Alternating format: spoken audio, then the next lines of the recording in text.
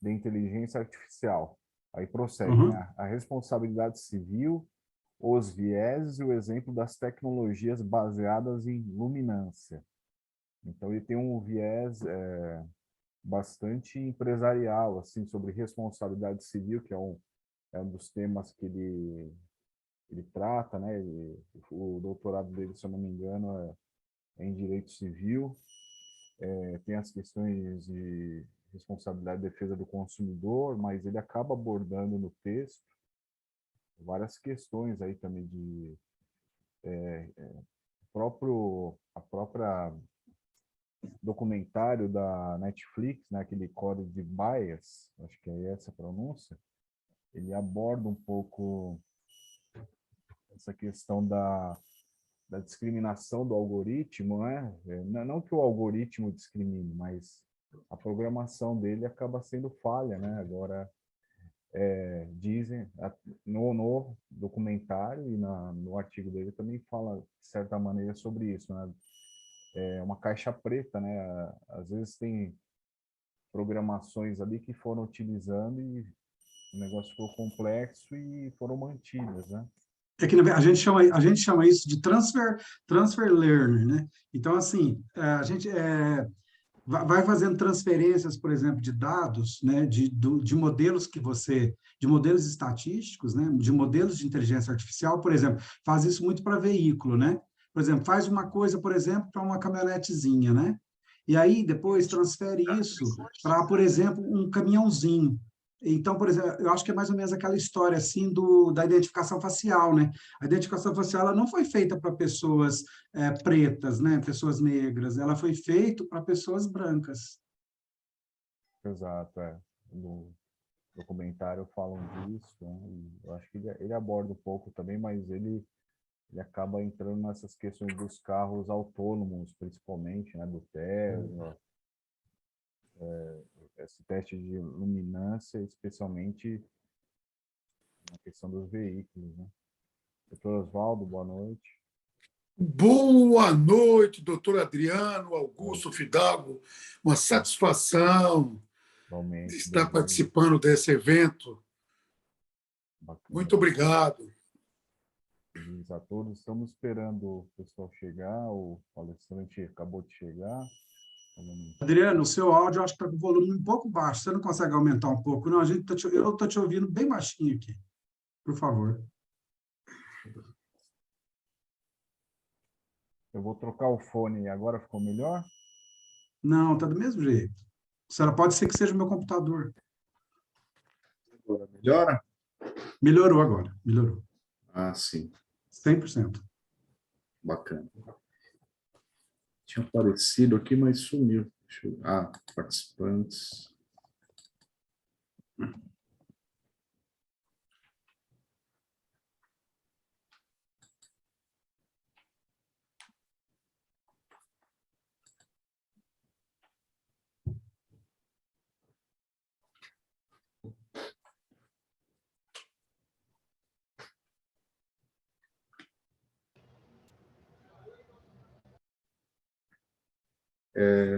O doutor Faleiro chegou. Boa noite, doutor. Tudo bem? Professor Adriano, muito boa noite, caro amigo. Espero que esteja bem. Estou vendo também aqui o doutor Oswaldo conosco. Muito boa Tudo noite. jóia, doutor? Que grande satisfação, ainda que virtualmente, poder conhecê-lo e participar de um Prazer é evento. todo meu. Imagina, doutor, uma honra para mim. Eu tenho uma admiração muito grande pelo Adriano. Posso chamá-lo assim pela amizade que temos. Para mim, é uma grande satisfação participar de um evento da OAB Subseccional de Santana, uma alegria imensa. Vejo conosco a Ari, a Rebeca, a Úrsula, a Maria, Laudice. Muito boa noite a todos. Que alegria. Boa noite. A alegria é toda nossa. Muito obrigado, Faleiros. Daqui a pouco, vamos esperar mais uns minutinhos, se vocês concordarem. Aí eu passo a palavra para o doutor Oswaldo, que é o vice-presidente aqui da OAB Santana. Ele faz uma introdução, aí ele me devolve a palavra, eu faço sua apresentação e passo a palavra para ti, né? uma sugestão, né, de fala de 1 hora aproximadamente, né, se você conseguir cumprir com... Eu li seu texto hoje, bem complexo, né, então, dentro dos limites ali que você conseguir passar para a gente, vai ser ótimo. E a Bondade, amigo. sugestão também é que fiquem as perguntas para o final, né? Após sua exposição, o pessoal faça as perguntas e nós vamos ordenando aqui para que todos interessados em fazer algum apontamento, alguma questão, aí nós transmitimos para ti ou abrimos a palavra e eu creio que vai elucidar muitas questões aí. Hoje, vários colegas perguntaram, mas o que quer dizer isso, né? E, de fato, é uma temática nova para muitos, né? Que não, a gente ainda tem um pouco mais de contato com a tecnologia, então estamos acostumados com alguns termos, mas para alguns, de fato, é uma novidade. Eu vou tomar a liberdade, Adriano, de colocar aqui pelo chat um link para esse meu texto que você mencionou, que é um artigo que foi publicado em 2021 em Portugal, porque é basicamente um roteiro, né, do que falaremos, embora eu vá apresentar slides e trazer alguns aportes conceituais, mas de repente pode ser de interesse dos colegas o acesso ao texto. Eu vou colocar aqui a ti como host também, só um momentinho para facilitar na hora da apresentação.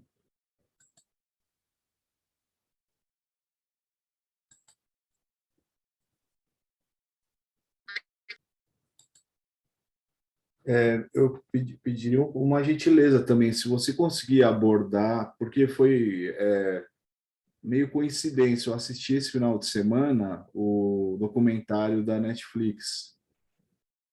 Então, se você conseguir falar dessas questões de discriminação do modo geral também, eu acho que é interessante, porque nós estamos assimilando tudo isso, né? Eu não estou muito aprofundado nesses assuntos, mas de um tempo para cá eu estou lendo bastante sobre vigilância, né? Sobre essas questões de monitoramento, especialmente relativos às crianças, né? Nas escolas e etc. Então, acho que a sua temática se comunica com isso também, de certa maneira. A questão da responsabilidade que eu achei muito legal, muito avançado, inclusive, né? O seu artigo foi muito além. Pode contar com isso. De repente, depois da exposição por slides, né, eu faço um apanhado de casos, de exemplos que possam ser curiosos e interessantes para o pessoal. Mas, enfim, estamos aqui já com alguns colegas presentes. Fiquem todos à vontade, viu? Para me interromper, para enviar dúvidas, considerações, seja pelo chat, seja pela utilização de microfone e câmera, tá, Adriano? Eu gosto que seja bem aberto o nosso bate-papo. Perfeito.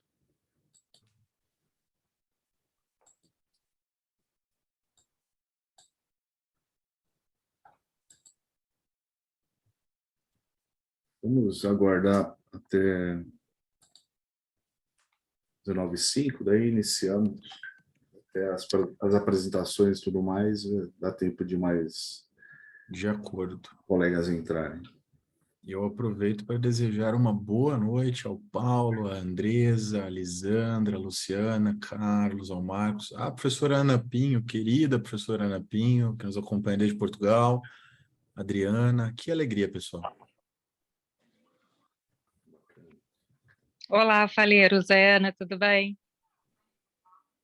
Tudo ótimo, que honra. Imagina, é honra é minha de ter a oportunidade de estar aqui convosco. Toda minha sempre. Grande alegria. E boa noite a todos os colegas que estão enviando mensagens aqui pelo chat.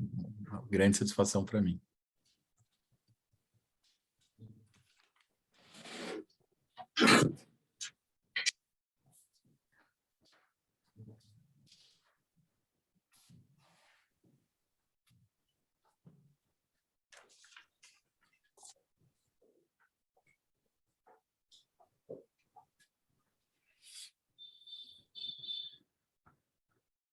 Bom, vamos iniciar. Eu cumprimento a todos, boa noite, bem-vindos. Eu passo a palavra para o nosso vice-presidente da OAB Santana, doutor Oswaldo Correia Vieira. Com a palavra, doutor Oswaldo. Obrigado. Boa noite a todos. Doutor Fidalgo, parabéns pela essa comissão que Vossa Excelência vem dirigindo e os seus membros também. Parabéns mesmo. E quero também agradecer ao doutor Luiz de Moura Faleiro Júnior, advogado e professor. Obrigado por fazer essa live para a nossa advocacia santanense.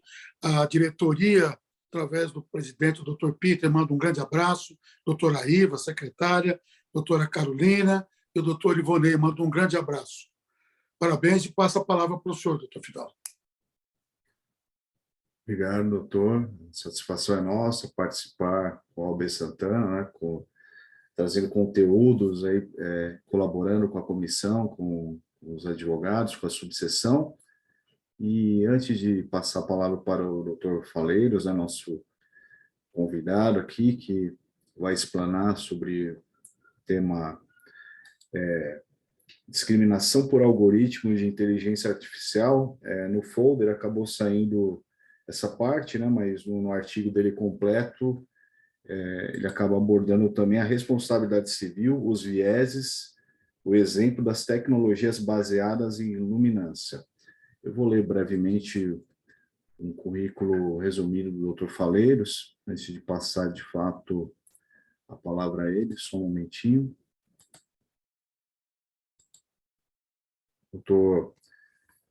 José Luiz de Moura Faleiro Júnior, doutorando em Direito Civil pela Universidade de São Paulo, USP, doutorando em Direito na área de estudo Direito, Tecnologia e Inovação pela Universidade Federal de Minas Gerais, mestre e bacharel em Direito pela Universidade Federal de Uberlândia, UFO, especialista em Direito Digital, especialista em Direito Civil e Empresarial, advogado e professor.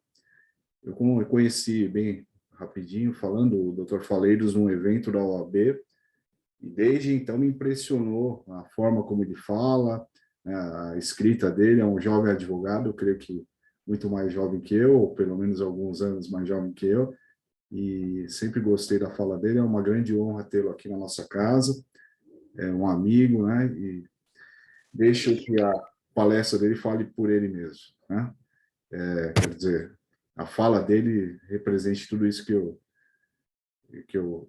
essa admiração que eu tenho pelo Dr. Faleiros. Então é isso, Dr. Faleiros, com a palavra. Obrigado, boa noite. Muito obrigado pela generosidade, doutor Adriano Fidalgo, doutor Oswaldo, que honra, ainda que virtualmente, nesses tempos em que a internet nos conecta, embora estejamos geograficamente distantes, mas que honra poder, pela primeira vez, me dirigir aos colegas da 125ª subseção da OAB São Paulo. É uma grande satisfação pessoal para mim, como paulista, embora mineiro de coração e residindo aqui nas Alterosas de Belo Horizonte, é uma honra poder retornar, mesmo que virtualmente, a São Paulo. Fico muito grato, muito honrado pelas generosas palavras que me foram dirigidas pelo doutor Adriano e pelo senhor, doutor Oswaldo. É realmente um prazer pessoal para mim poder participar deste evento acadêmico.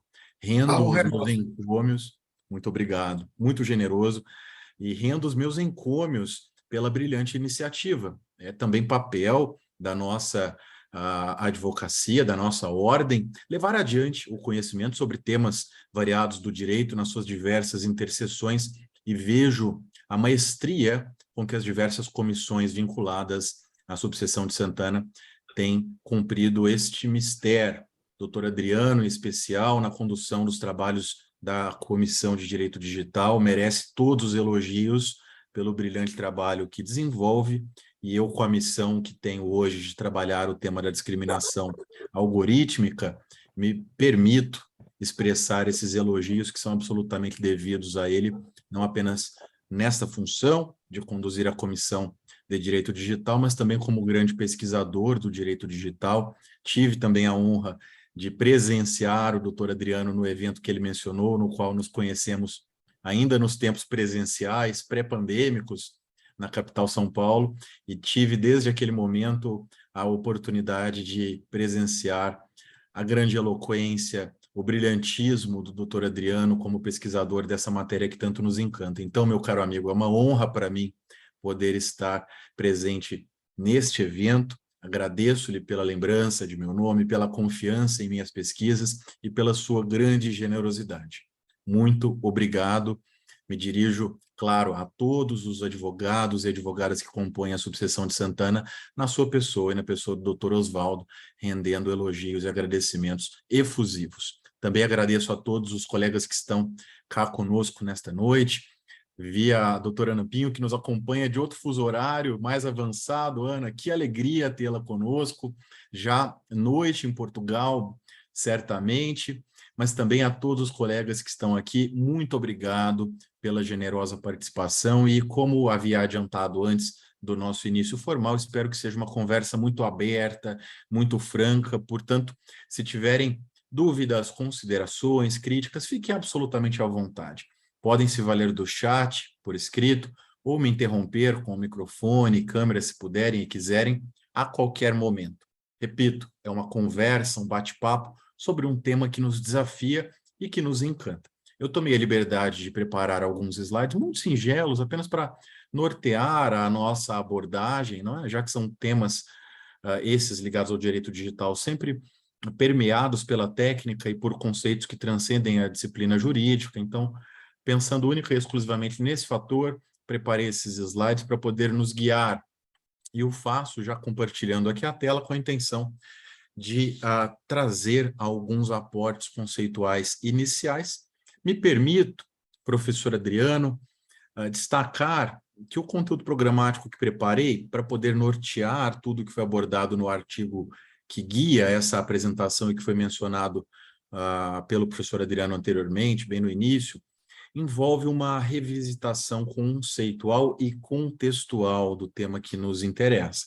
Preciso abordar alguns conceitos como o que são algoritmos, o que é o machine learning, o que é o deep learning, o que é a inteligência artificial assim chamada e propriamente dita, o que é a diferença da robótica, para enfim destacar o que é esse conceito que, entre aspas, menciono como sendo leis da robótica, para fixar uma base infraestrutural que me permita discutir mais propriamente os modelos regulatórios para esse tema, que são, no mundo todo, mais proeminentemente de base europeia, mas que têm sido também recorrentemente discutidos no Brasil em razão de projetos de lei que tramitam no nosso Congresso Nacional com grande proeminência nos dias atuais. Esse é o nosso conteúdo, espero nessa próxima hora, talvez um pouco menos, abordar tudo isso, querendo também, ao final, ouvi-los para dúvidas, considerações e críticas. Me permito, tomo a liberdade, na verdade, doutor Oswaldo, doutor Adriano, de recomendar a todos a obra que tive a honra de coordenar e que foi publicada no ano passado, Direito Digital e Inteligência Artificial, uma coordenação minha com a professora Mafalda Miranda Barbosa, da Universidade de Coimbra, e os professores Felipe Braga Neto e Michael César Silva, dois queridos amigos e grandes pesquisadores de Belo Horizonte, uma obra composta por 60 trabalhos, uma obra extensa de mais de 1000 páginas, em que autores brasileiros e estrangeiros nos trazem aportes variados sobre esse tema que iremos discutir. Uma publicação da editora Foco, que se eventualmente interessar a algum dos colegas, pode ser adquirida com um desconto especialíssimo nesta semana em que se comemora um dia que para nós é absolutamente emblemático, o dia 11, dia de amanhã, em que, devido à Semana da Advocacia, permitiu a editora Foco ofertar uma condição especialíssima para todo o seu catálogo. Então, confiram lá depois no site editorafoco.com.br. Indo direto ao ponto, ao que nos interessa, por que trabalhar conceitos? Por que diferenciar algoritmos desses outros termos e expressões que estão no slide? Porque muito equivocadamente é utilizada a expressão inteligência artificial como um conceito guarda-chuva, que parece significar tudo isso e que parece nos levar ao erro de acreditar que máquinas ou sistemas inteligentes já estão entre nós e já nos desafiam a pensar, por exemplo, na falácia da discriminação. a ideia de que um sistema por si é capaz de discriminar. Isso é falacioso, já adianto, porque não estamos ainda diante do momento que na tela é sintetizado pelo último dos bullet points que apresento, um momento chamado de singularidade tecnológica. Estamos, entretanto, em um período de transição, no qual é importante, ainda que a nível especulativo, discutir o que está no horizonte, o que está por vir. E se é que é possível cogitarmos de máquinas inteligentes que pensam como um ser humano é capaz de fazer, talvez regulamentar a situação nefasta do enviesamento algorítmico seja a nossa principal missão, independente de como rotulemos esse cenário de difícil conceituação e contextualização. Muito brevemente, portanto, passo por esses conceitos. O que são algoritmos? Não há dúvidas, pessoal. São fórmulas matemáticas. Poderíamos retroceder no tempo, ao tempo da matemática euclidiana, para entender que algoritmos nada mais são do que soluções dependentes de inputs e outputs. Dados, na essência, que são processados para apresentar resultados. Inputs levam a outputs, e o algoritmo é o que realiza o processamento disso que entra para propiciar aquilo que é o resultado, aquilo que sai. O que me leva a crer, como cito aqui no slide, trazendo um entre aspas do querido amigo Carlos Gettenauer, brilhante pesquisador e doutorando da Universidade de Brasília, que embora nem todo algoritmo seja um programa de computador, um software, todo software pode ser definido como um algoritmo. Está na essência do funcionamento computacional o processamento de dados. Quando pensamos nos computadores, especialmente nos microprocessadores que os fazem operar, o que temos, essencialmente, são sistemas baseados em algoritmos computacionais, que são cada vez mais sofisticados, é inegável, não é por outra razão que temos debates odiernos a respeito de temas que, para o direito do consumidor, são absolutamente candentes. Fala-se, por exemplo, em obsolescência programada, e somos vítimas disso. A todo tempo, estamos atualizando nossos gadgets, nossos equipamentos, adquirindo um celular novo todos os anos, adquirindo máquinas, como computadores e tablets todos os anos, e dependendo sempre de uma renovação dos nossos equipamentos baseados em técnicas de processamento algorítmico. Mas não há dúvidas, tenham isso claro.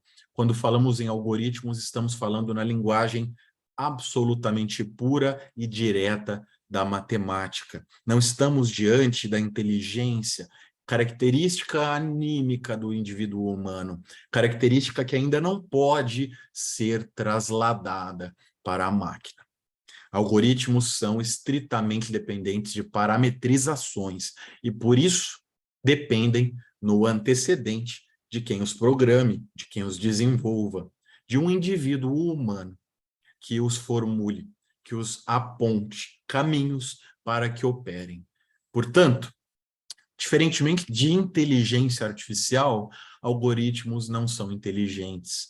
O próprio adjetivo seria um erro, seria falacioso se atribuído a um algoritmo. Por quê? Porque são fórmulas dependentes de parametrização. Guardem esse conceito. É diferente da técnica chamada de machine learning. A expressão inglesa, faço questão de não traduzi-la, embora seja frequente a utilização em língua portuguesa de expressões como aprendizado ou até aprendizagem de máquina, acaba levando a uma má colocação, porque vejam, o vocábulo learning no gerúndio em língua inglesa, embora possa ser traduzida como aprendizado ou aprendizagem, leva também à falaciosa constatação de que se está diante de uma inteligência cognitiva, tal como seria a do indivíduo humano. E não é bem assim que funciona. O aprendizado ou a aprendizagem humana se dá também pela experiência, pela experimentação e até mesmo pela intuição, pela vivência, características que a máquina não possui. Quando se pensa no machine learning, não se pensa em nada mais do que uma técnica que é aplicada a um algoritmo para permitir-lhe, não pela experiência, não pela intuição, de forma alguma, mas por tentativa e erro, chegar a resultados de maior acurácia. Voltando ao conceito anterior, se algoritmos são fórmulas matemáticas que dependem de inputs para apresentar outputs, esses inputs podem levar a resultados melhores ou piores, trocando em miúdos, de maior ou menor acurácia, a depender da técnica utilizada para isso. Portanto, não se trata de aprender no sentido humano, mas sim de testar. Melhor seria que fosse um machine testing e não learning. Mas o machine learning, como se popularizou, nada mais é do que uma técnica. Técnica que leva um algoritmo submetido a treinamento por tentativa e erro a se tornar melhor. Não porque aprende, mas porque testa múltiplas soluções para um mesmo problema matemático. Chegando ao fim e ao cabo, a se sofisticar, se tornar um algoritmo melhor. Não porque aprendeu, mas porque já afastou todos aqueles percursos que, durante o período de testagem e treinamento, se mostraram insuficientes ou menos acurados, não menos inteligentes. Percebam a diferença. Isso nos leva à constatação que eu negritei no slide. Se são os algoritmos dependentes de dados, inputs para apresentar-nos resultados, outputs, quanto maior for o acervo desses dados, melhor será o resultado final do treinamento algorítmico. Afinal de contas, maiores serão as possibilidades de tentativa e erro para que os resultados sejam mais acurados. Por isso, quando se fala em Big Data, expressão que todos aqui já ouviram, eu tenho absoluta certeza, o que se tem em mente nada mais é do que essa ideia de que quanto maior é o acervo, mais afunilado é o treinamento algorítmico. E por essa razão, pessoal, estamos diante de um período de transição, como adiantei anteriormente. Estamos vivenciando uma era, o ápice da sociedade da informação, em que a aglutinação de dados nos permite levar técnicas como o machine learning ao extremo, fazendo com que o fascínio pela tecnologia nos pareça sentir-nos incapazes de chegar com tamanha precisão e tamanha celeridade a soluções como um algoritmo é capaz de fazer. Nós nos apequenamos diante da técnica, porque, de fato, o microprocessador de um computador, por técnica litográfica, que cada vez é mais afunilada e permite inserir mais transistores no mesmo espaço de um processador de computador, é obviamente capaz de processar fórmulas matemáticas num estalar de dedos, numa fração de segundo. Algo que para o cérebro humano, embora não seja impossível, levaria muito mais tempo. O fascínio pela técnica, como já descrevera, por exemplo, Erich Fromm, nos anos 60, talvez nos leve, mais do que a um fascínio, a um fetichismo pela técnica, que pode ser, no mais das vezes, perigoso. E por que eu digo que estamos em uma transição? Porque a tecnologia já nos apresenta potencial de avanço inimaginável há pouco tempo atrás. Quando se fala em deep learning, uma expressão mais afunilada do que a anterior, deep, profundo, não é? Então um aprendizado, lido bem entre aspas mesmo, profundo, o que se tem em mente é o processamento descentralizado. Adriano, estamos diante de um cenário em que cada vez mais, pela implementação de tecnologias como o 5G, que já existe no Brasil há pouco tempo, inclusive está sendo difundido, principalmente nas capitais, mas também pela computação em nuvem, pela difusão daquilo que se convencionou chamar de internet das coisas, e muito em breve, pela superação da litografia tradicional em nanômetros e pela utilização daquilo que se chama de computação quântica, esses níveis de rapidez no processamento de dados atingirá um patamar inimaginável, de fato, ou pelo menos nunca antes visto. Mas mais do que esse potencial disruptivo de uma única máquina processar dados, estamos diante de uma transição que nos permitirá ver máquinas cooperando entre si para que o processamento se dê de forma descentralizada pela rede. Imagine, Adriano, que o meu computador aqui de casa, individualmente, não será um único computador a processar dados. Será um elo de uma corrente muito mais ampla e composta por uma rede na qual outros computadores estarão. E haverá o fracionamento desse processamento de dados para que cada elo da corrente, cada máquina, coopere com as outras de forma a trabalhar tal como ocorre no caso do cérebro humano, pelo processo neural, pela estrutura sináptica do cérebro humano. Se cada computador fosse, numa metáfora muito forçada, equiparável a um neurônio, o deep learning, na estrutura de redes neurais, terá condições de emular o funcionamento sináptico para que cada computador, simbolizando aqui um neurônio, se comunique com vários outros e catalise o processamento de dados a um patamar completamente disruptivo. Essa é a fronteira que está no nosso horizonte, pessoal, e é por isso que muitos entusiastas da tecnologia falam na existência, ainda que potencial, de inteligência artificial. Ela não existe entre nós. Vamos colocar os pingos nos is. Não existem máquinas inteligentes. Nós não conseguimos hoje atingir aquilo que Alan Turing, em 1950, no seu seminal artigo publicado na revista Mind, vislumbrou: uma máquina capaz de pensar, de discernir, de agir moralmente, como um ser humano é capaz de fazer. Isso é vislumbrado do ponto de vista especulativo, até mesmo em distopias, e talvez quando eu fale sobre isso, vocês logo imaginem a literatura e autores clássicos como Huxley, Orwell, ou até aquele que inspirou a ambos, o russo Yevgeny Zamyatin, com seu romance Nós. Recomendo a leitura, se forem entusiastas de ficção científica. Um livro belíssimo. Talvez imaginem o cinema e filmes absolutamente emblemáticos, como Blade Runner e tantos outros.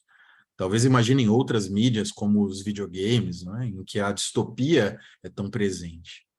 Mas mais do que imaginar a ficção científica literária ou da sétima arte, nos interessa saber que máquinas inteligentes são um conceito ainda teorético.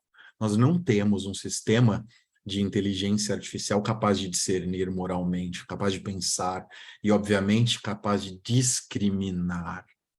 Pelo contrário, nós temos algoritmos extremamente sofisticados em razão do machine learning que potencialmente poderão se sofisticar ainda mais a ponto de romper aquilo que Alan Turing descreveu como um teste que colocava em cena humanos e máquinas e que primava pela tentativa de discernir qual era a máquina de qual era o humano. Qual foi o dilema de Turing? O dilema de Turing, que é o que mostra justamente a inexistência da inteligência artificial, foi perceber que era muito fácil distinguir o humano da máquina. O ser humano é capaz de mentir, dissimular a realidade, fingir, emular sentimentos. A máquina não. A máquina processa tudo pela via matemática, 8 ou 80. Então, se estamos diante de uma estrutura binária de 0 ou 1, e se tudo é dependente da parametrização, a máquina não pensa a ponto de mentir. Esse é o grande teste de Turing. É por isso que ele próprio rebatiza o seu famoso teste, utilizando-se de uma expressão que ficou conhecida, jogo da imitação, nome até mesmo de um filme belíssimo que conta a vida de Alan Turing. Recomendo a vocês, caso estejam no final de semana com uma horinha livre para procurar um entretenimento midiático, acessem o filme Jogo da Imitação, de 2014, que rendeu um prêmio da academia ao famoso ator britânico Benedict Cumberbatch, no papel de Alan Turing. Um filme maravilhoso, absolutamente interessante, que vale cada minuto. Não é, Andresa? Você, pelo jeito, já assistiu. Acho que vai corroborar a minha recomendação para o final de semana de todos os colegas.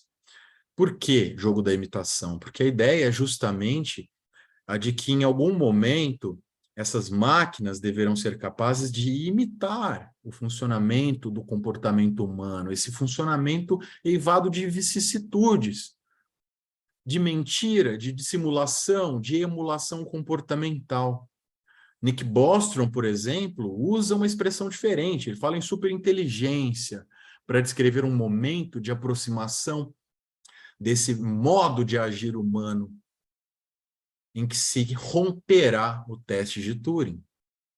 Isso ainda é especulativo, isso ainda é para o futuro, embora seja um futuro cada vez mais próximo. E por essa razão, pessoal, precisamos entender, me lembrando de novo aqui daquela síntese do amigo Carlos Gettenauer, que basicamente algoritmos estão no campo específico do software e não da robótica. Mais uma diferenciação que nos interessa. Quando falamos em inteligência artificial, falamos do ânimos, falamos do software, não falamos do corpus, do hardware, não falamos da máquina corporificada pela mecânica ou pela estrutura elétrica e até mesmo pela informática. Não, um corpus pode ser importante, mas ele é secundário em relação ao software, este sim, fundamental para fazer funcionar um algoritmo que potencialmente pode levar a resultados adversos. Robótica nos interessa, entretanto, o que mais deve ser estudado é o software. Tiremos de cena o corpus, nos atentemos ao ânimos, e é aqui que entra o conceito da singularidade tecnológica. Me digam aqui pelo chat, vocês já ouviram falar na singularidade tecnológica? Conhecem a expressão? Sim ou não? É ela o grande tema, não é a palavra inteligência, tão difundida do ponto de vista jurídico como um desafio regulatório. Singularidade tecnológica é um conceito que foi proposto pelo matemático norte-americano Vernor Vinge. Está citado e negritado no slide. Depois tomem nota da referência que está aqui no slide para consultarem o texto dele, publicado no início dos anos 90. Vinge propõe o conceito, propõe a nomenclatura, inclusive, mas é o famoso Raymond, ou até Ray Kurzweil, quem o desenvolve. As obras de Kurzweil são emblemáticas, existem várias delas, eu cito no slide, talvez aquela que seja a mais importante de todas, The Age of Spiritual Machines. O subtítulo já descreve o que ele propõe, When Computers Exceed Human Intelligence, uma obra de 99. É Kurzweil que descreve essa aparente loucura, mas que faz muito sentido do ponto de vista teorético. A ideia de que em algum momento, no futuro, humanos e máquinas atingirão esse patamar de indistinção. Uma simbiose entre o biológico e o tecnológico, em que aquele teste de Turing, o jogo da imitação, estará superado. Não será mais possível distinguir a máquina do humano, porque a máquina, nesse momento futuro da singularidade tecnológica, será capaz de mentir, será capaz de dissimular, tal como o humano o faz. Isso ainda não aconteceu, mas se vier a acontecer, e quando vier a acontecer, será um problema. E é por isso que precisamos debater o tema, assim, chamado, entre aspas, de discriminação algorítmica. É claro que esse é um slogan pouco palatável para muitos, especialmente para os colegas que trabalham com a ciência da computação. Mas é um slogan necessário, quase um clickbait, se me permitem, porque é um slogan que chama atenção para um problema futuro que se aproxima cada vez mais. Se essa singularidade for atingida, precisamos estar prontos para com ela lidar. E os problemas desdobrados dessa situação abstrusa são problemas que já começam a nos assolar e criam uma zona cinzenta do ponto de vista regulatório, porque estamos diante do cenário no qual máquinas terão a incumbência de tomar decisões morais no lugar dos indivíduos humanos. Eu pergunto a vocês, como humanos, vocês se sentem prontos para tomar decisões morais em todo e qualquer contexto? Eu tenho absoluta certeza de que alguns dirão que talvez sim, em alguns contextos, talvez não em outros, mas em absolutamente todos os contextos, duvido. E vou além. Será que uma máquina está preparada para fazê-lo? O historiador Harari, na sua obra Homo Deus, descreve esse fenômeno como sendo dataísmo, uma dependência absoluta dos dados para a tomada de decisões. Nós temos visto isso recentemente, inclusive nas estruturas públicas, não é? O próprio poder judiciário, com o fomento à jurimetria, à advocacia cada vez mais dependente da própria jurimetria, tem nos apresentado resultados que acabam levando aos números, nesse extremo conceito de dataísmo, o último condão da resposta que se deve dar ao jurisdicionado. Será que é isso que desejamos? Eu tenho dúvidas, mas enfim.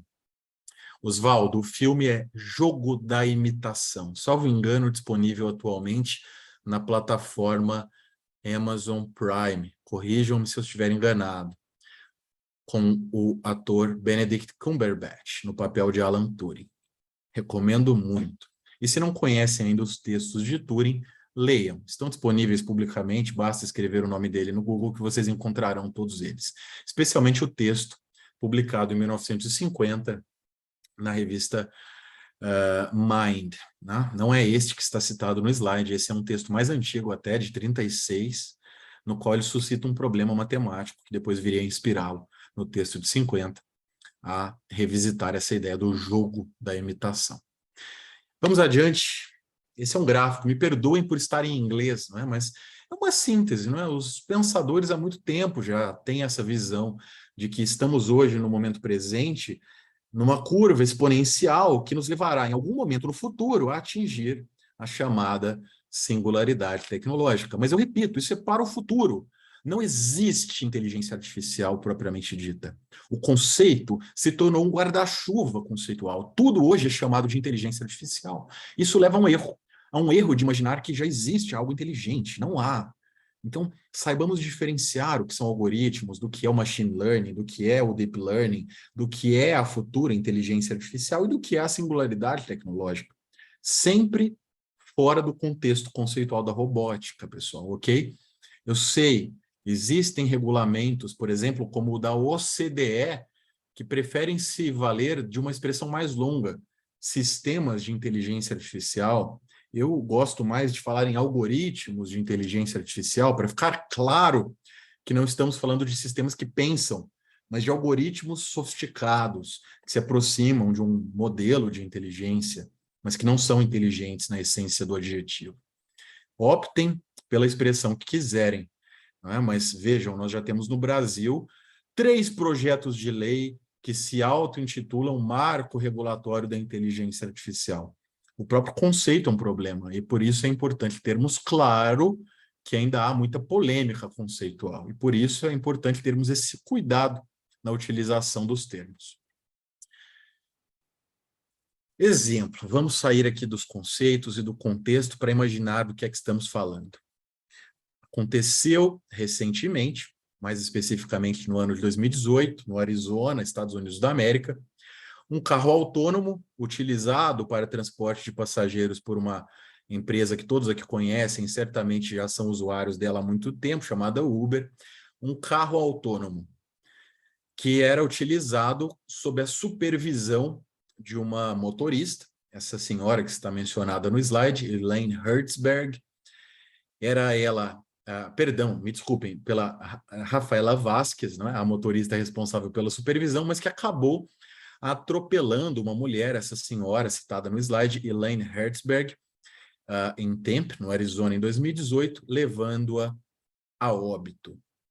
Qual é o problema desse exemplo? O carro, chamado de autônomo, vejam o nome em inglês, Self-Driving Vehicle, ou Self-Driving Car, como diz a notícia da BBC News, era um veículo que dependia da supervisão da motorista de aplicativo. Embora autônomo, embora capaz de se deslocar pelas ruas da cidade de Tempe, no Arizona, esperava-se que essa supervisora, a motorista de aplicativo, estivesse atenta a qualquer situação anômala que pudesse causar um abalroamento ou até um atropelamento, como veio fatalmente a acontecer.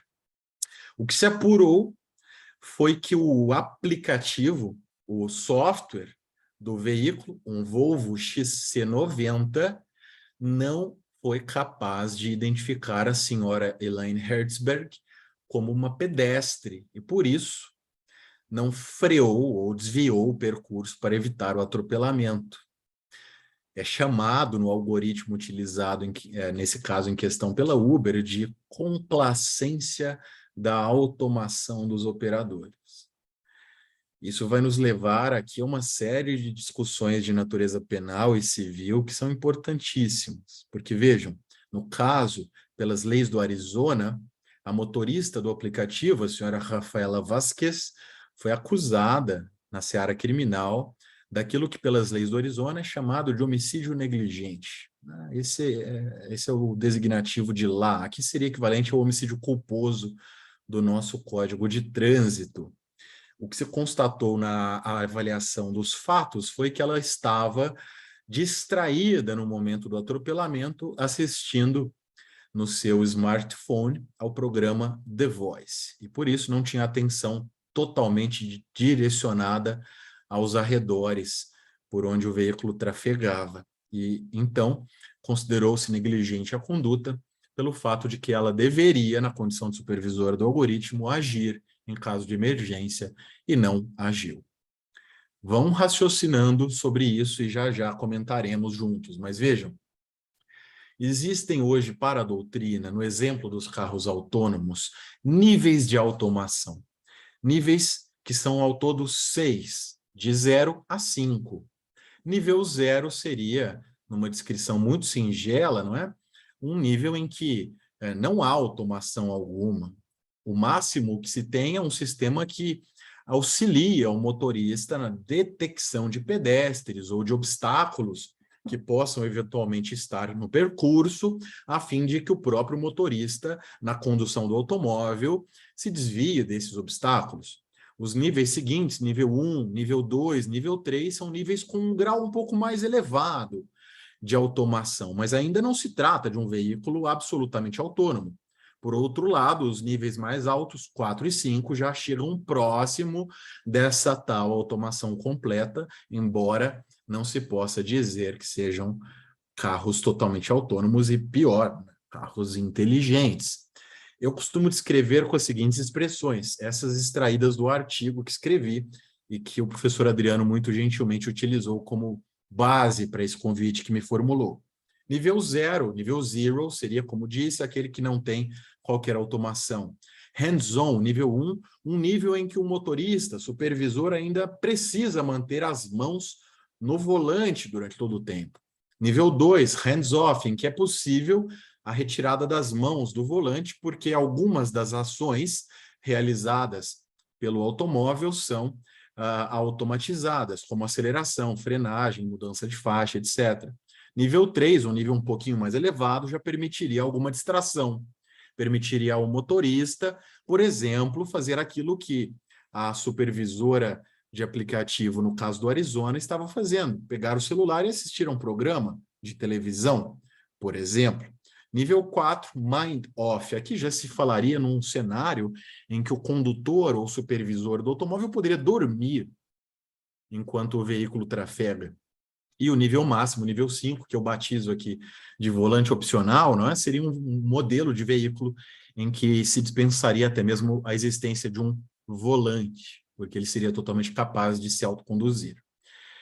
Vamos lá, indo mais adiante. Decisões morais. Isso nos interessa, porque eu volto àquele ponto que abordei anteriormente. Vocês se sentem capazes de tomar uma decisão moral diante de um cenário de dano ou dano, uma situação extrema em que não seja possível escapar a um dano? Isso é o que o MIT, o Massachusetts Institute of Technology, vem tentando entender por meio da sua Moral Machine. Escrevam no Google depois esse site, Moral Machine, ou até melhor, eu deixo aqui no chat para vocês acessarem depois. A Moral Machine é um sistema de testes que o MIT desenvolveu para submeter os internautas que se submetem a esse teste a esse tipo de questionamento. Numa situação de dano ou dano, como você agiria? O slide mostra um exemplo.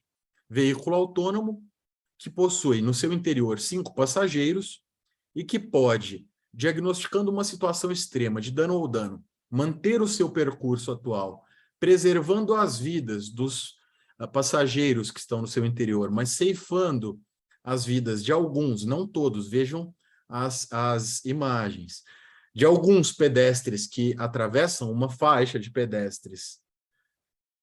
Ou então, pode desviar o seu curso natural, poupando os pedestres todos, mas causando o óbito de todos os passageiros. Como vocês agiriam nesse cenário, se fossem os condutores do automóvel? Pensando na preservação dessas vidas, levem em conta também o fato de que há crianças na faixa de pedestres. Entretanto, há idosos e adultos dentro do veículo. Tudo isso pesa numa decisão moral. Como vocês agiriam numa situação extrema como essa? É o que o Moral Machine tenta calcular. Perdão, tem um microfone aqui ativo, pediria que desligue. Parametrizando resultados, a Moral Machine nos apresenta como a média de comportamento daqueles que se submeteram ao teste tem sido apresentada. Mas eu pergunto, será que nós estamos prontos para esse tipo de decisão? Nós, humanos, na condução de um automóvel, estamos preparados para isso? Isso é racional? E mais, é possível datificar esse tipo de decisão? Para tomar uma decisão sobre se é viável regulamentar a utilização desses veículos única e exclusivamente com base nos resultados de um algoritmo? Difícil, não é? Muito difícil. Talvez o dataísmo criticado por Harari esteja justamente nisso, nesse cerne de investigação. E a Moral Machine nos prove isso uma vez mais. No mercado aberto, como o norte-americano, as montadoras, Tesla, por exemplo, a mais conhecida delas, já vem explorando, por exemplo, a possibilidade de delegar ao comprador/consumidor a decisão. Imaginem vocês, Adriano, você se dirige a uma concessionária Tesla e adquire um novo automóvel. No momento em que recebe esse automóvel, é instado a se submeter a um teste, tal como este do Moral Machine, para que o algoritmo do seu automóvel reflita justamente as decisões que você tomaria naqueles casos. Dessa forma, o que se pensa é em delegar ao consumidor o poder de decisão, quebrando o nexo causal de eventual discussão de responsabilidade civil, para inviabilizar justamente essa pulverização, por essa pulverização de decisões do mercado, qualquer tipo de discussão causal em relação ao trabalho de programadores e desenvolvedores de software. Será que é o caminho? No Brasil, isso seria impensável, inclusive pelo nosso Código de Defesa do Consumidor. Mas imaginem só quais são as fronteiras que estão diante de nós, uma vez que veículos como os da Tesla, já que citei ela como exemplo, já existem e são comercializados em vários e vários mercados pelo mundo afora. Bem, o que é a alternativa? E por que é que o meu texto aborda a questão da luminância, que o Adriano mencionou? LiDAR, Light Radar, é um acrônimo. Vejam a figura do slide. Trata-se de um radar colocado na superfície do automóvel com câmeras em 360 graus que emite um feixe de luz. A luz, como todos sabemos, é refletida pelo ambiente. Esse mesmo sensor captura de volta o feixe de luz e consegue saber pela sua intensidade, daí o termo luminância, a distância do objeto que o refletiu. E a partir disso, o algoritmo traça um mapa em 3 dimensões dos arredores, permitindo a esse mesmo algoritmo saber se há um obstáculo nos arredores e evitando com isso uma colisão ou um atropelamento. A figura é autoexplicativa. Qual é o problema da tecnologia? O problema é que ela depende de dados, mais uma vez. Imaginem que todo o feixe de luz que é irradiado pelo algoritmo deve ser recapturado pelo sensor. E essa recaptura acontece numa fração de segundo. São dados sendo processados em tempo real, levando, nesse nível da navegação automotiva, à necessidade heurística de processamento de informações baseadas apenas em luz refletida para que o veículo acelere, freie, mude de faixa, etc, etc, etc. Isso é infalível ou não? É a dúvida que nos é apresentada. Por que é que não é? E já se provou não ser.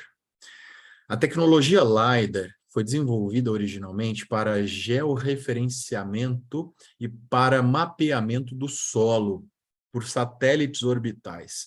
Essa imagem em cinza que aparece no slide é ilustrativa disso.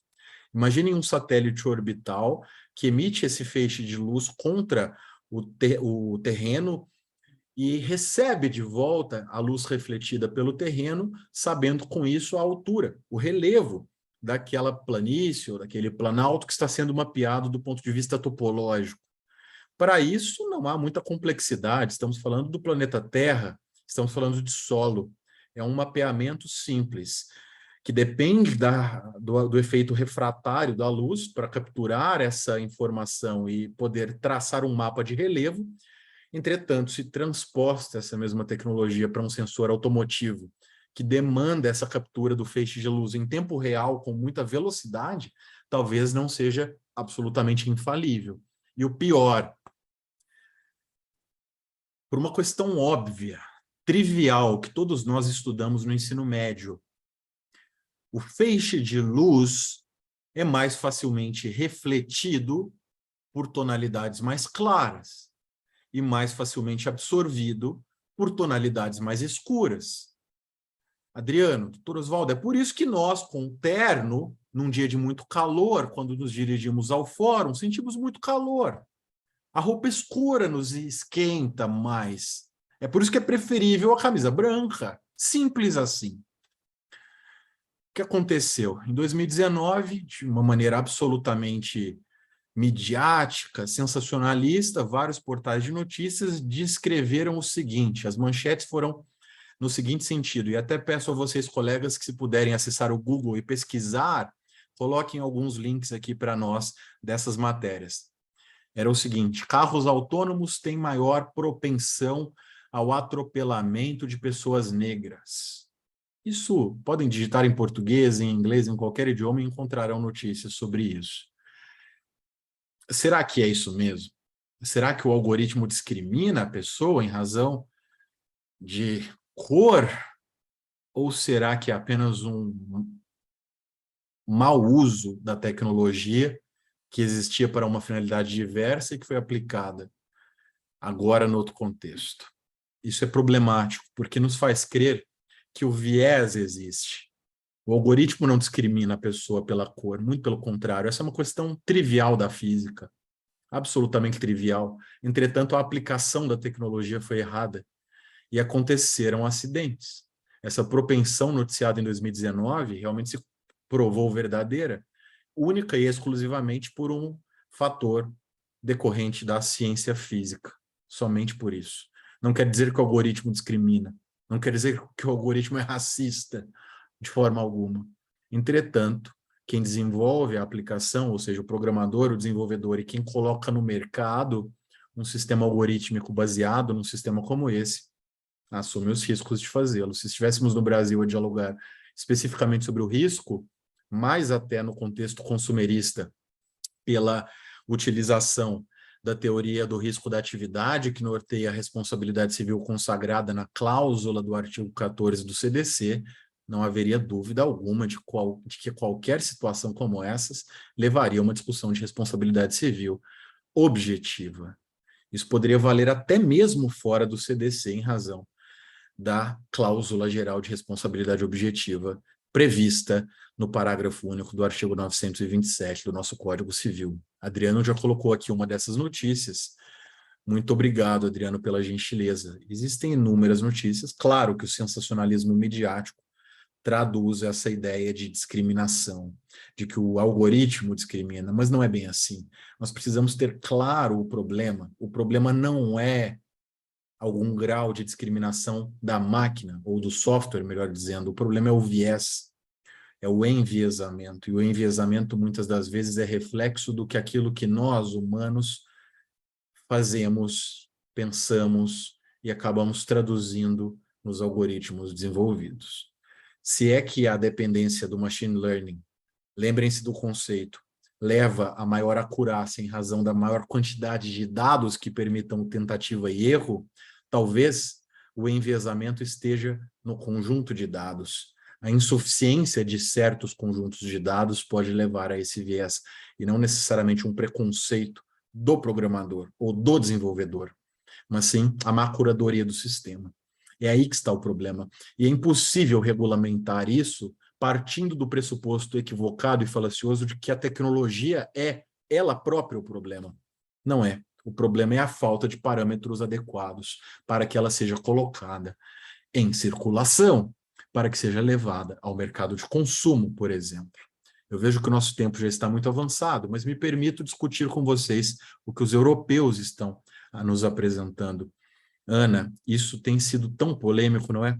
Desde 2015, pelo Draft Report 2103 de 2015, já é discutida a nível prospectivo e especulativo a possibilidade de atribuição de personalidade eletrônica a sistemas autônomos baseados em algoritmos.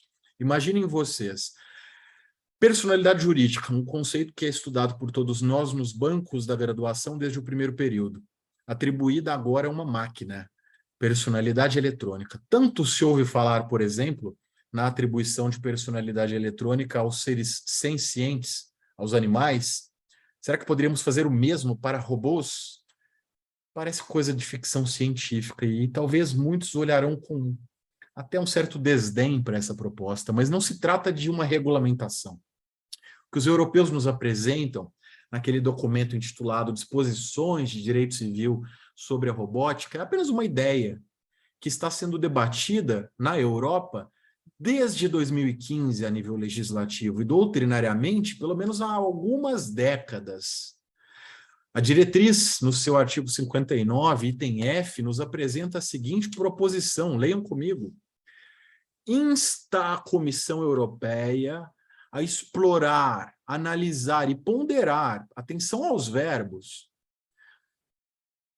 os impactos de um futuro instrumento legislativo, cujas implicações considerem, dentre outros fatores, o da a linha F, que envolve a criação, no longo prazo, de um estatuto jurídico para robôs, permitindo a atribuição, a aplicação de personalidade eletrônica a eles. É absolutamente em caráter prospectivo, não se trata de norma.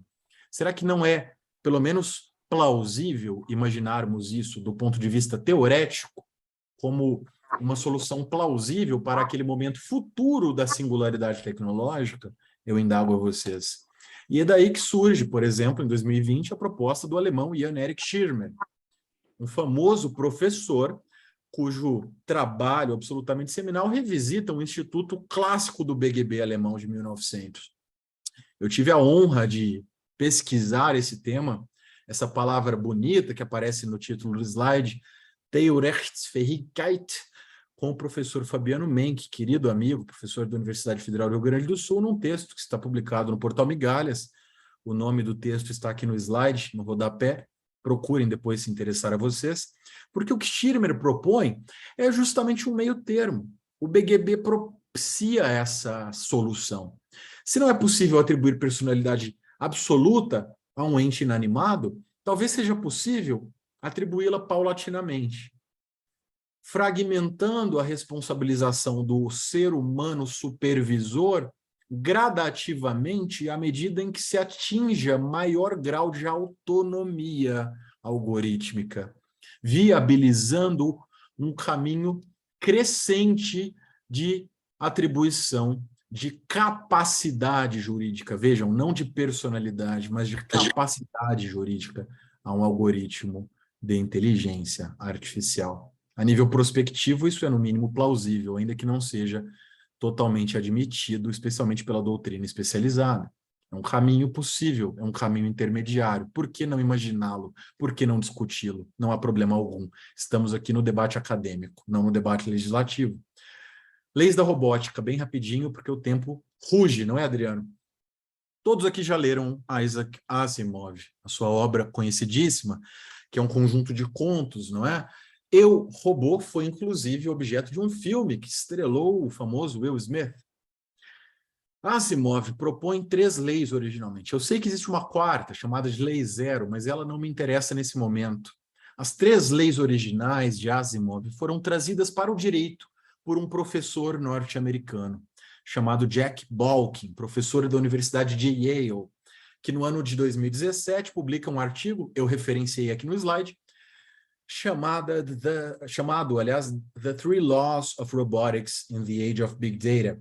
Ele revisita, Asimov propõe 3 postulados mínimos de grande valor jurídico para o início de um debate sobre a regulamentação da inteligência artificial. Primeiro deles, de que operadores algorítmicos devem ser fiduciários de informações, em outras palavras, transparência. Não se pode desenvolver um algoritmo sem que se ofereça aos usuários finais, no mais das vezes aos consumidores, absoluta clareza sobre como aquele algoritmo funciona. Claro, é preciso preservar certos segredos, segredo industrial, segredo comercial e intelectual. Isso está presente em vários exemplos. No Brasil, quando ocorreu o episódio da empresa Decolar.com, por ocasião dos Jogos Olímpicos do Rio de Janeiro em 2016, o famoso episódio de geopricing e geoblocking, o que houve foi justamente isso, um debate sobre a necessidade de perícia do algoritmo da Decolar.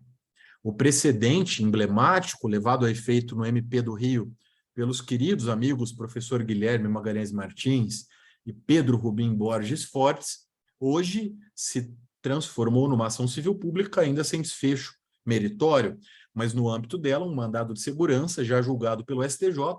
Tomem nota, se quiserem, recurso em mandado de segurança 61306 do Rio de Janeiro, repito, RMS 61306 do Rio de Janeiro, julgado em decisão monocrática pelo ministro Luiz Felipe Salomão em janeiro de 2020, entendeu que mesmo na ação civil pública em questão, é possível que se atribua o sigilo ao ato pericial, sigilo processual, tá, pessoal? Sigilo processual ao ato pericial do algoritmo, não à ação civil pública como um todo, mas ao ato processual específico da perícia.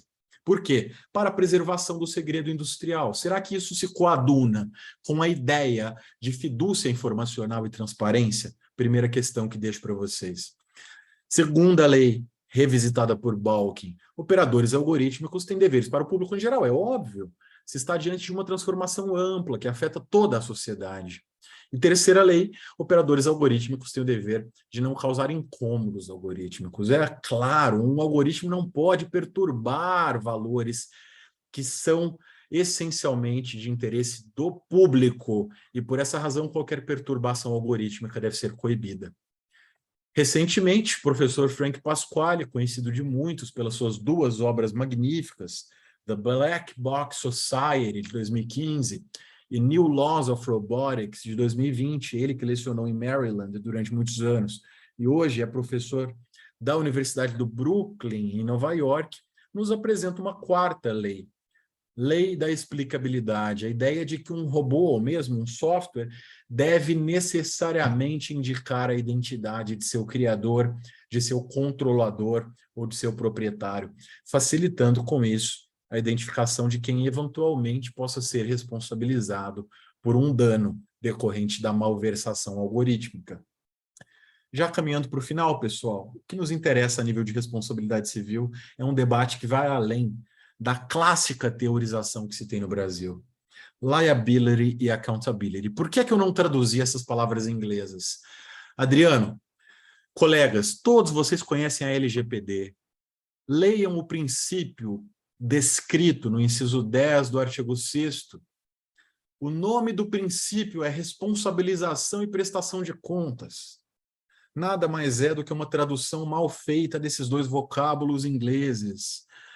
Responsabilização, liability, to be liable, é ser responsabilizado, ser responsável por algo.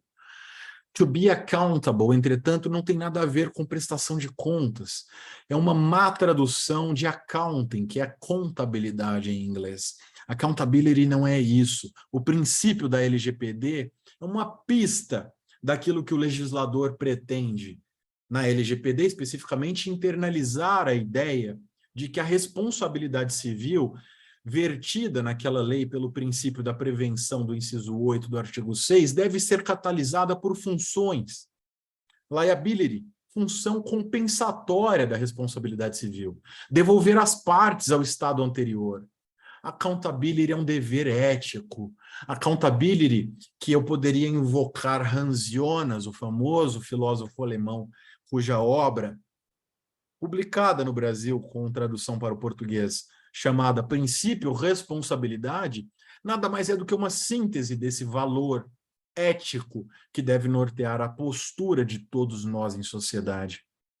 Ser accountable significa não esperar que o dano aconteça, significa agir preventivamente, assumindo que o risco é inerente àquilo que se desenvolve e prevenindo o dano justamente por uma verdadeira revisitação do escrutínio daquilo que o risco pode trazer no caso concreto.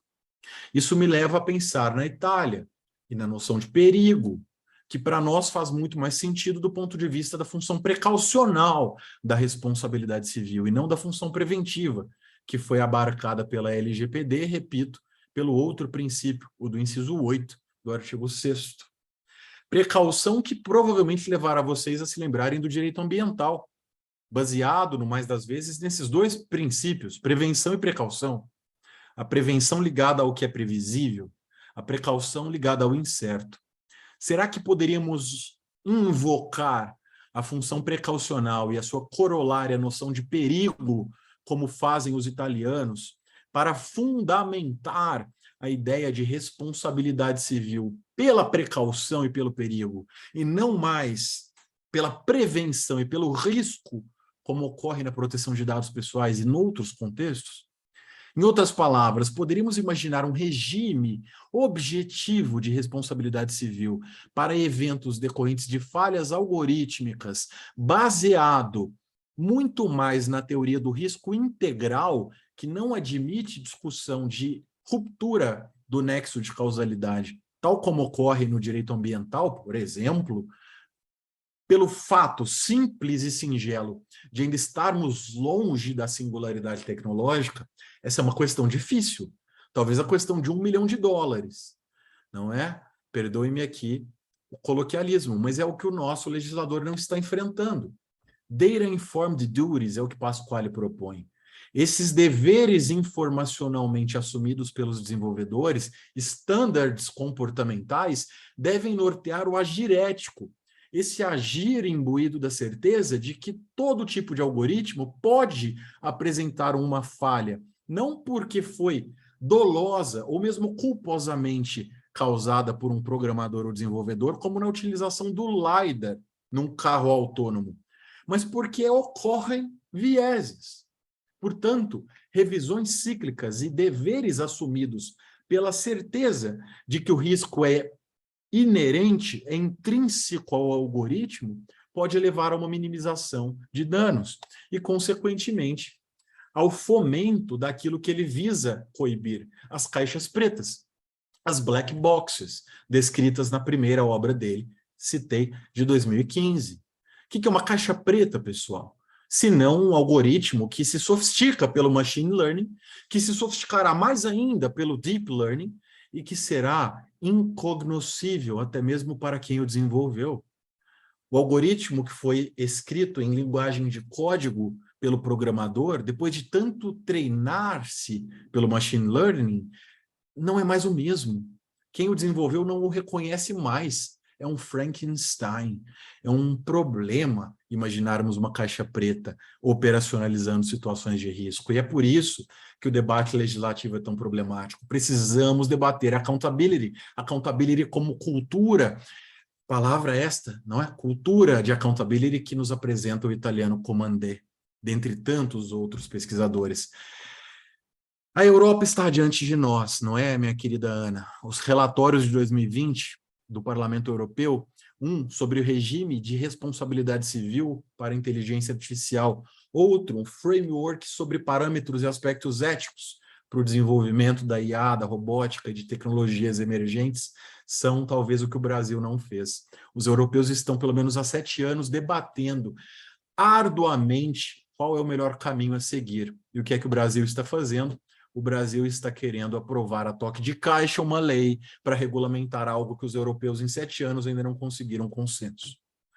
Primeiro projeto de lei que tivemos, o 5051 de 2019, de autoria do senador Stevenson Valentim, elogiável pelo ineditismo, é claro, mas repudiável pelo texto singelo e absolutamente criticável que é apresentado do ponto de vista da criação de um regime subjetivo, baseado em culpa, para a demonstração de qualquer grau de responsabilização daquele que se vale de algoritmos de inteligência artificial. Outras iniciativas, e já me encaminho para o encerramento, Adriano, um pouquinho além do horário, me desculpe por isso, projeto de lei número 21 de 2020, que é o grande projeto em discussão hoje no Senado, congrega o antigo 5051, congrega o PLS 582, PLS porque de iniciativa do Senado, não é? De 2020, e vem sendo discutido à parte, sem abarcar outro que é muito importante, embora muito negligenciado no Brasil, o projeto de lei 5691, que descreve a Política Nacional de Inteligência Artificial Brasileira, projeto que está paralisado no Congresso e que não envolve especificamente a responsabilidade civil e não foi agregado aos outros 3. Qual é o problema? Temos uma comissão de juristas à qual rendo efusivos elogios. Vários amigos e amigas estão nessa comissão de juristas. É um time de escola. Professor Danilo Doneda, ministro Ricardo Cueva, professora Ana Frazão, querida amiga, professor Felipe Medon, vários nomes de peso do nosso direito digital compõem essa comissão de juristas que tem atuado muito fervorosamente ao longo deste ano de 2022. O relatório final será um projeto substitutivo àquele de 2020, para que o Senado possa encaminhá-lo à votação no Congresso Nacional e, eventualmente, se aprovado for, traduzir um pouco melhor esses desafios todos. O prazo final, originalmente previsto para a comissão apresentar esse relatório, era o dia 9/8, especificamente o dia de ontem. Eles conseguiram uma prorrogação, então esperamos que até o dia 7 de dezembro seja apresentado este substitutivo de projeto de lei pela Comissão de Juristas do Senado. Pessoal, eu não vou cansá-los mais. Esse é um tema que poderia ser debatido aqui pela madrugada afora. Doutor Oswaldo, muito me encanta o assunto, mas eu sei que já tomei muito tempo de vocês, extrapolei até mesmo aquilo que me propus, que era de falar no máximo 1 hora, e eu quero ouvi-los, quero debater com todos, dentro do possível, as dúvidas que possam ser esclarecidas, as críticas que eventualmente tenham, e por isso encerro a minha apresentação formalmente, doutor Oswaldo, doutor Adriano, agradecendo muito e efusivamente pela generosidade de vocês, por me ouvirem e me receberem tão calorosamente. Muito obrigado, doutor Faleiros, professor Faleiros, não esperava menos, né? Eu já participei de alguns eventos sobre a temática, fiz alguns cursos, li materiais, mas hoje eu acho que a sua fala sistematizou o entendimento sobre tudo que atrelamos à inteligência artificial, né? E as questões de responsabilidade civil, a questão do CDC, LGPD, etc. Então, de fato, é um tema complexo, né? O artigo do Dr. Faleiros é um artigo de fôlego, com bastante doutrina estrangeira, né? Então traz muitos elementos aí que deixam rico o texto dele. Quem tiver alguma questão pode se inscrever ou peça a palavra que vamos encaminhando. Eu vou deixar eventual questão minha para diante, né? Mas vou privilegiar os convidados para que possam falar, colocar algum apontamento com a fala do Dr. Faleiros. Alguém tem alguma questão?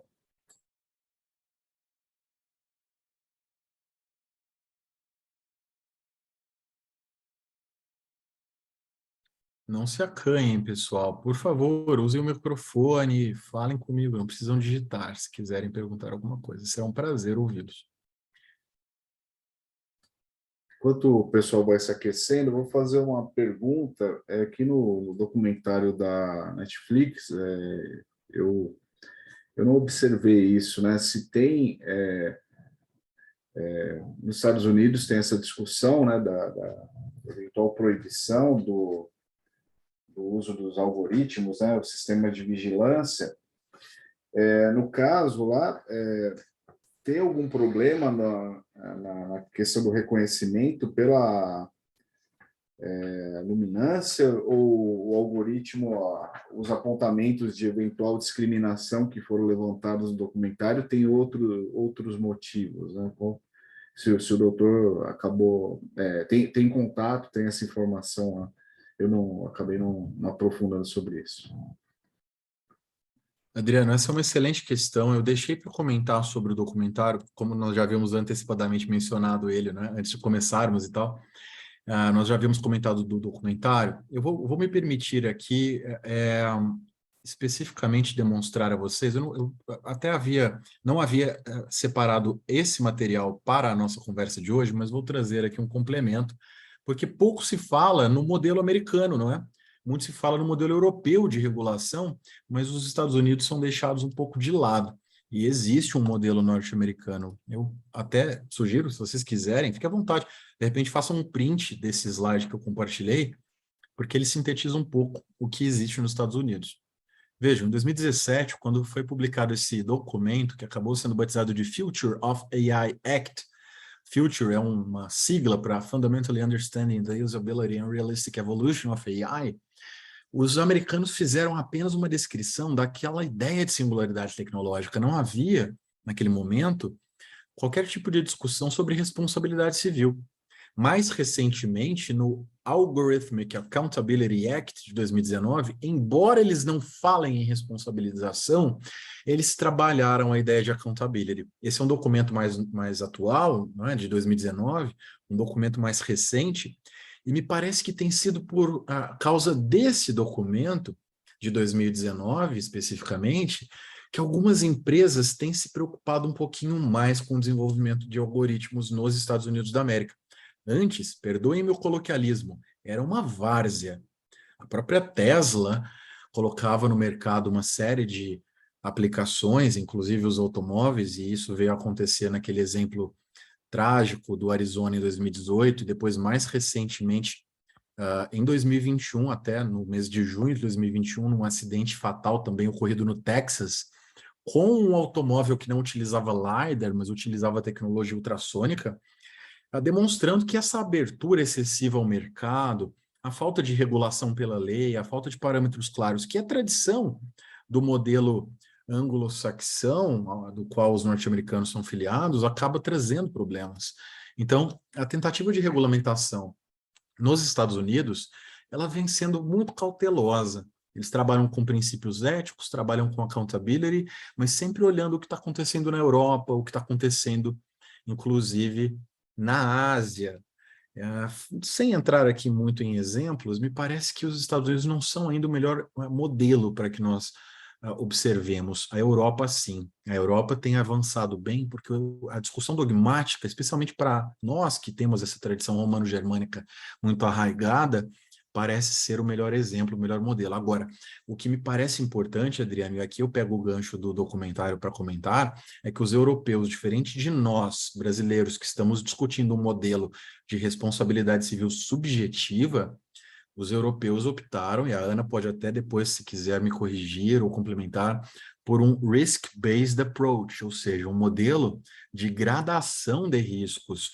Imagine uma pirâmide em que se reconhece que uma aplicação algorítmica traz riscos mais elevados do que outra, e por isso deve ter uma reprimenda mais elevada. Quantos são os contextos em que algoritmos são utilizáveis, não é? Eu citei os carros autônomos, mas imaginem, cirurgia robótica, drones, navios autônomos, credit scoring system, seleção algorítmica para postos de trabalho e tantos outros exemplos. Se fôssemos segmentar pela casuística, esse modelo piramidal baseado no risk-based approach que os europeus estão fomentando, talvez seja o mais interessante. Espero eu que a Comissão de Juristas do Senado Federal adira a esse modelo europeu e proponha um substitutivo ao PL 21 de 2020, tendo em vista esse modelo que tem como cerne a responsabilidade objetiva e não aquela velha ideia de culpa do Código Napoleônico, do Código Civil francês de 1804. Ótimo, ótimo. Tem uma questão aqui, não sei se a Maria quer ler diretamente ou quer falar diretamente, mas se quiser falar, me interrompa, mas eu vou ler aqui a questão. Diante da imensidade de casuísticas que apresenta a utilização dos algoritmos de IA, não lhe parece arriscado regulamentar isso desde já?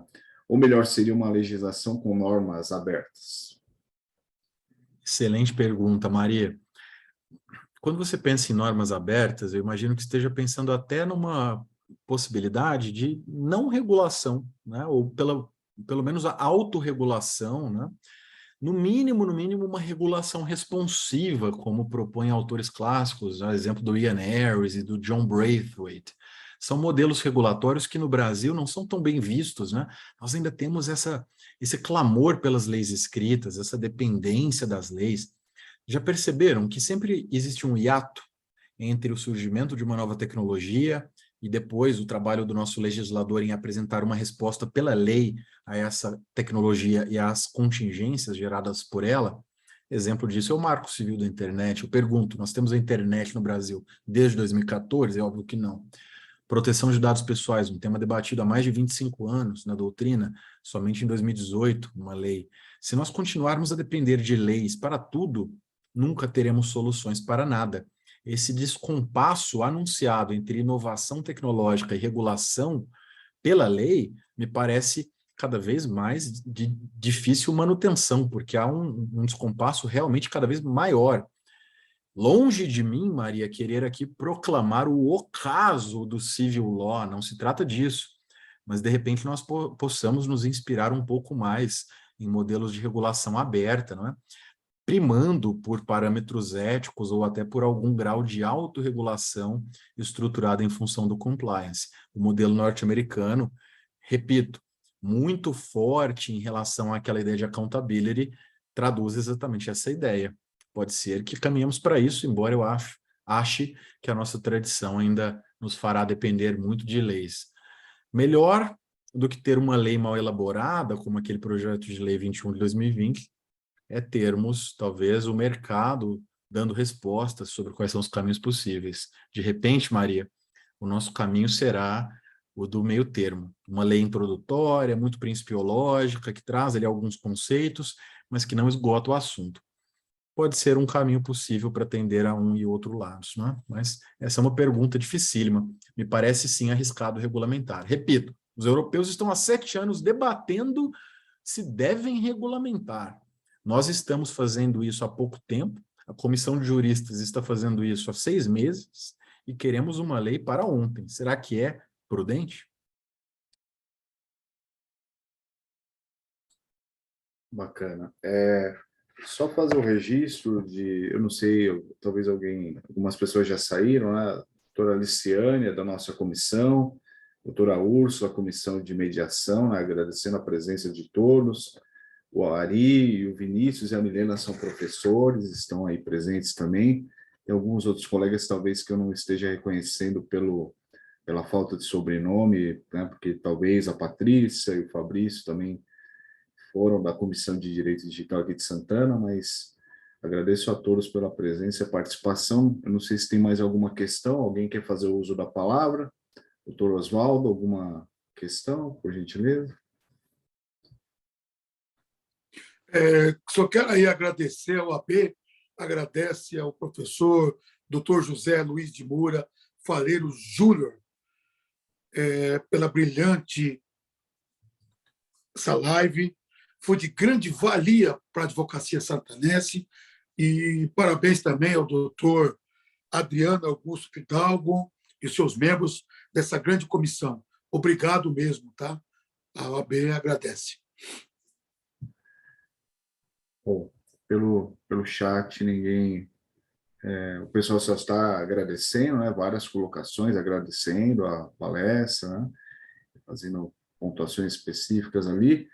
Então, se ninguém mais tem questões, eu encerro agradecendo o amigo Dr. Faleiros, né? Foi ótima a sua apresentação, atingiu todas as expectativas, né, que a gente tinha. É um tema complexo, por certo, daria até um curso, né, de tantas janelas que se abrem aí, mas com certeza nesse tempo aí que ele disponibilizou gentilmente para vir falar com a gente, né? O Dr. Faleiros está fazendo 2 doutorados simultaneamente, se eu não estiver enganado, né? Tá uma vida corrida e conseguiu nos atender aqui de forma generosa e passando transmitindo, né, essas suas pesquisas, né, os seus temas aí de estudo para nós, com certeza contribuindo com as nossas formações aí, entendendo mais desses aspectos específicos aí do direito digital que ele domina, e é um estudioso aí da matéria, cercado de grandes professores. Eu acompanho vários eventos que o Dr. Faleiros está, então, com certeza, é um jurista que vai brilhar bastante no Brasil nos próximos anos. Então, muito obrigado, Dr. Faleiros. Considerações finais, já passo a palavra para o doutor e depois encerraremos. As palavras finais são de agradecimento, Adriano. Eu vi um comentário no chat aqui da colega Andresa, com o qual concordei totalmente, ela mencionando a necessidade da educação digital, não é um tema que te é tão caro. Adriano é talvez um dos maiores pesquisadores desse assunto que conheço no Brasil, expoente nessa matéria e um dos pioneiros a investigar a necessidade desse debate, assunto que consta do nosso Marco Civil da Internet e é tão ignorado, tão vilipendiado, não é? Que possamos ter mais eventos como este. Eu parabenizo a OAB de São Paulo pela subseção de Santana. É uma honra poder participar. Doutor Oswaldo, eu espero ter a oportunidade de conhecê-lo pessoalmente. Numa das minhas próximas idas a São Paulo, eu tenho com frequência a USP, espero que possamos nos encontrar para um café, assim como todos os demais colegas que integram essa brilhante subseção. Eu ficaria muito honrado e que possamos transcender desse virtual para o real, não é? Muito obrigado pela sua acolhida tão generosa. Adriano, você também, meu querido amigo, muitíssimo obrigado pela generosidade, pela confiança, pelo carinho, por tudo. Você sabe que é também uma de minhas grandes referências. Repito, que tenhamos muitas oportunidades de diálogo no futuro e possamos difundir cada vez mais o saber do direito digital que nos encanta há tanto tempo e de forma tão densa. Muito obrigado também a cada colega que esteve conosco nessa noite. Para mim, é isso que faz tudo valer a pena. Foi uma honra. Desejo a vocês uma excelente noite. Bom, muito obrigado a todos. Encerro, né? Cumprimos aí uma atividade na Semana dos Advogados, das Advogadas, dos cursos jurídicos. É uma palestra que nos marcará aí e brinda essa data, né? Amanhã tem um evento na USP, né? Quem se sentir atingido aí pela necessidade de comparecer, estaremos lá. E é isso, pessoal. Muito obrigado, boa noite, bom descanso. Até a próxima. Tchau, tchau. Boa noite a todos. Boa noite, boa noite.